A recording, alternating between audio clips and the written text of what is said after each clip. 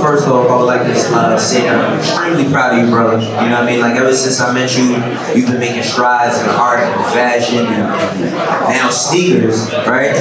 This is pretty amazing, man. I mean, we're coming off the hills of Air Max Day. What was that? Monday? No, Tuesday. It's the same day as my daughter's birthday. So Tuesday. Yeah, I really wanted to know what was your motivation for like creating this? Why the Air Max 1? What influenced it? Like beard hair? Yeah. Well, the inspiration behind everything was I got to start with, I've been knowing Rich for about 3-4 years now, and the first time I went to the studio in Brooklyn, I was literally like, yo, this dude is a genius, yo. So I had to figure out how we was gonna work together. And we definitely two alpha males. So the first situations were kind of crazy. It was like we was going at each other, we didn't work, we didn't do anything. And then it was like the end of 2018, I said, yo, I gotta literally humble myself and call Rich up. And we gotta make something happen, you know what I'm saying? Because the disconnection was more on my part, just me being a little hot-headed and wanting things the way I wanted it. And it just came about where it was like I had to work with Rich. Now, doing the Air Max, I had no clue, you know what I'm saying? Until maybe about 3-4 months ago, and I went up to his new space that was in Philly, and we just started collaborating, man. And we just picked the Air Max 1 pretty much based on, I felt though like that was a universally dope shoe. So pretty much me and Rich just putting this together, picking the exact shoe, the exact silhouette. It was like 50% me, 50% him, and you know, thanks to Garrixon and Nike, and it happened. Yeah, Rich, I had a question, like, what was your, like, take me through the design, if you can. I mean, of course, it mimics the colors of, you know, the bear, but, like, take me through the design. How did you pick the fabrics? There's a lot of different, like, pieces on here. Yeah, so there's a lot of different things that we can do, and the sky's the limit, so we can do anything in terms of materials. What we decided to do was keep a really nice, clean silhouette, but play with the material. So obviously, being that he's releasing a bear, we wanted to use the fur on high to kind of mimic the bear fur. We definitely wanted to hit it with splashes of the lime green. So you see the lime green on the stitching. The bear's chest has the signature with the foil, so we put that on the heel. And then just knowing the versatility of the tongue and being able to take patches on and off, we figured like we need hair, we need eyes, we need fucking teeth on it, we need all the crazy things that everybody that loves King Saladeen is there for. You gotta see this on the shoe. So our process is different where people look at it and they're like, oh, that's just a shoe. This is a handmade shoe. This is a shoe that takes 15 people, their whole day's worth of work away from their kids to make one of these. So we actually work with the big brands. We work with Nike, we work with Adidas, we work with Reebok and Puma, because we make the shoe with the exact integrity that your shoe is on your foot. So we keep everything the same. You won't see any wonky stitching. It looks different because they use a different size last. So we actually use old cobbler, old world shoemaking to bring this to life. So this was actually made by a man who's ex-Hermes. He used to make the $900,000 Croc Birkin bags, and he actually works for us now. So these were the actual hands with myself that put this together. So that's very important. That's pretty dope, man. That's pretty dope. It's almost like this shoe is just as much of a piece of art as the sneaker is. So it's like, I mean, I'm a big fan, a big supporter, always rocking my sneaks. But do you want to put a pair up? We get a lot of people who they don't want to wear them, and they'll put them on the shelf, and they'll put them next to their artwork, and you'll see them next to all these prevalent figures, and you're like, wow, like somebody really put that as artwork, because they see how much detail goes into it. I mean, sometimes you just gotta put them straight to feet and wear this shit, you know what I mean? But at the end of the day, it's for whatever it is. We made it with kids' faces on it, all different types of details. So King came to the studio with Jason, and I love Jason's energy, because it don't matter what we do, as soon as King's like, yo, we're gonna put this on, and Jay just started jumping like, yo, this is gonna be the illest shit. And he just run around, and that's like a post signature. We're like, all right, Jay jumped around, yeah, so we're gonna do that. Now leave that out. He wasn't excited about that. So I think it was a nice way for us to express when he does his art and what I do as art. to kind of bring that together for something for the people that, obviously we're donating some of this money towards a good foundation and a good cause. So obviously it's got that motivation behind it. And that was a big thing that King said coming into this project. Awesome. You want to add to that? I just figured that I wanted to do something that actually my man JP liked to wear too. Right. So I remember him always getting these in the 2011 different colored soles, but he always loved these. So I was like, I want to do something that's universal that I seen like a Chinese kid love, a white kid love, a black kid love. So I want to do a universal Nike, you know what I'm saying? And the Jordan 1s, we're getting done a lot this year. Yeah. I mean, but the Jordan 1, so I kind of like, I felt bad for that opportunity, you know what I'm saying? So I said, I want to do something a little different. Clark Kent's my man and my mentor, and this was one of the things, he was like, I think you should go with the 1, bro, because I think it's a good silhouette for you, you know what I mean? So with the help of a lot of people that I look up to, just sending me in the right direction, I was like, this gotta be the one. Yo, so this definitely means something to you. I had a question, like just going back to the last panel you were discussing having. With the color schemes, is some of the color scheme stuff that came from your childhood, you know what I mean, or certain things that you've seen with them going into the beer and the sneaker? Well, the toy was definitely an inspiration on it. And Rich actually brought up putting the polka dots in the inside. I didn't even foresee that, you know what I'm saying? I seen pretty much everything else, and there was a few things Rich was like, let's not do that because I think it might not be wearable. And I was like, back and forth. No, I want this, I want this. So after we was going back and forth for about maybe like a week, 2 weeks, he sent over a silhouette, you know what I mean? I was just like, that's crazy. So I don't know, man, he's a genius, man. I'm just glad we actually put something together and really went through with it. This is amazing. I mean, this color scheme really reminds me of like 2006. When Nike was playing around with a lot of different colors, and you were seeing a lot of stuff dropping smartly, but not being put out. What I was saying is like it kind of reminds me around that era where, I mean, if we look at basketball, remember Kobe's like Nike free agent, Adidas free agency, right, with sneakers and everything Nike and Adidas, everybody's playing around with all these different color schemes. So it's really ill to see how y'all made it work, because it's a very colorful shoe, but it reminds me of that time. It makes me think of Pharrell's In My Mind album. Oh wow. Yeah, that's an honor right there, man. But I wanted it to be somewhat colorful, but wearable.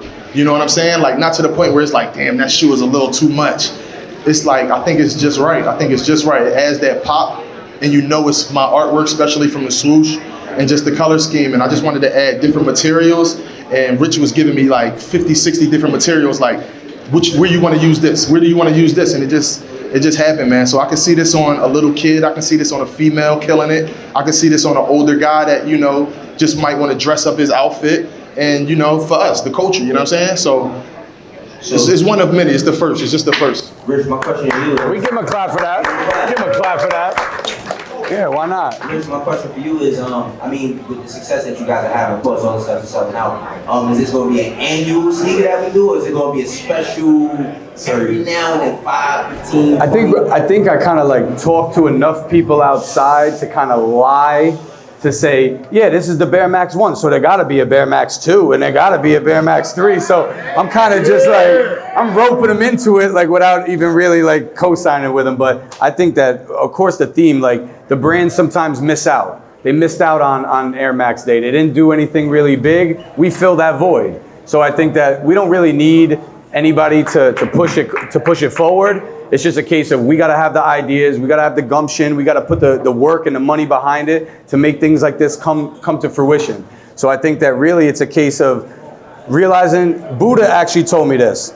Buddha the Future told me this. He said, Rich, this was like 6, 7 years ago at my old store. We wasn't doing nothing. We was just coming up. He came up, he was like, Rich, there is no fucking rules to any of this shit. You want to make sneakers with lights in them and liquid and shit? And we've done it. We've done everything. We've done Chica Dubai. We've done Jay-Z's Brooklyn Zoo. We've done a lot of prevalent shit. But what it really teaches us is that there's no rules to nothing. If you're a creator, if you're an artist, if you're a business person, there's no limit to anything. I'll do something with fucking women's eyelashes. We'll pop something off. Like, just have it in you, have the passion, and I think that's what today represents. I'm more proud of this man for this bear than you could probably believe. He told you a little bit about our story, and we're both hard-headed people, we're artists. He's like, no, but I'm an artist. I know how much it costs. I'm like, oh, and I ain't an artist, bro. And we'll go back and forth.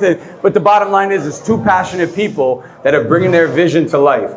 So there's a lot of people in this room that do exactly what we do and are trying to get themselves seen and get themselves in positions. And it's really just a case of staying with it and not fucking stopping. Like, it's gonna come, and I think this shoe is a testament to that, because I never thought we was gonna get to this point.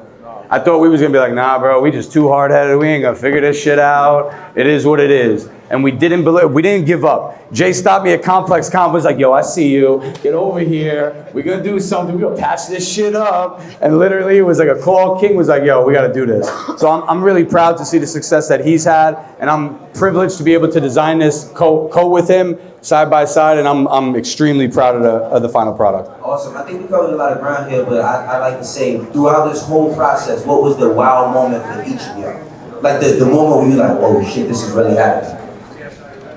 When I physically seen the shoe, like I seen the mock-ups and I was like, damn, that's crazy.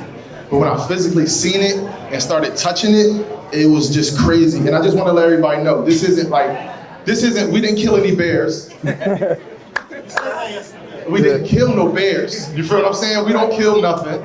You feel what I'm saying? This is, I can't actually, Rich can tell you more about the actual material of the bear fur, but I had people writing on my Instagram like, Peter's gonna get you, and I'm like, damn, a young brother doing something good, you throwing Peter at me? I could be doing all types of stuff out here, you know what I'm saying? But it is what it is. But me physically seeing the shoe and putting it on and just like, actually me showing Clark Kent for real. Because I got friends that's, they gonna say, oh, that's crazy. Everybody gonna say it's crazy. Clark gonna keep it real. He gonna say, nah, that joint trash. He said, when do I get mine? That's crazy. And I was just like, okay, we got something. You know what I'm saying? So that was my wow moment when Clark was literally like, yo, I co-signed this, and when you want to do something with Adidas or K-Swiss or all these other people, and I'm just like, damn, this is crazy.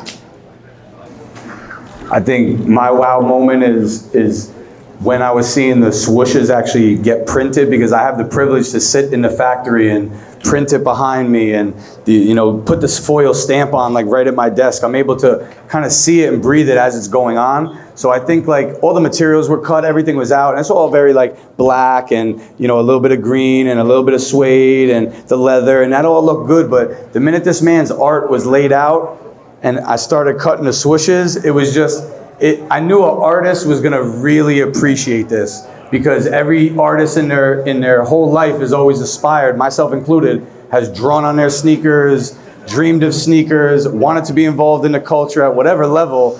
So to actually see like, all right, this man is like really gonna fucking fall off his chair when he sees these. And I think that my wow moment was probably his wow moment. When he saw it and Jay saw it and everybody erupted in the factory, I was like, this is a winner, like without a doubt. So I think that was the moment that once those swooshes got cut, it was real for me.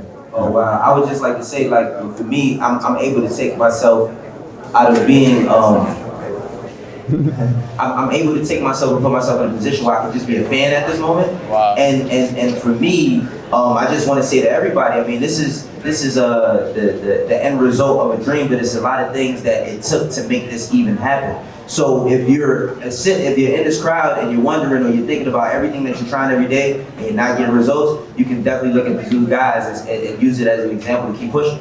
I met Wayno a couple of months ago, and it was just like, you recognize real dudes, like, you know what I'm saying? Because there's so much fake going on out here and so much corny, just clout chasing type stuff. And it was like, I met you with your son. Right. And that was the realest thing ever, you know what I'm saying? And when I said, yo, I just dropped some champion gear, you said, dog, give it to me, I'm gonna wear it on the show.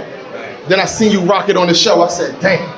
I said, I gotta have him a part of everything. If I can, I'm gonna have him a part of everything I do, man. So thank you, Wayno, man. Thank you, man. And thank you, Rich, and thank you, everybody, man. Thanks for everybody coming out here. Right. Bro, thank you. Guys, make sure everybody in this room Make sure everybody in this room, if you didn't get a bear, buy that shit in the resale. Someone's gonna resell that shit. So make sure you cop. That shit's gonna be expensive. Make sure you follow Richie Range on Instagram. Make sure you follow at Garrixon Studio as well. If you're in Philly, if you want to cook up, you want to come say what's up, that's what I'm there for. Thanks for having us.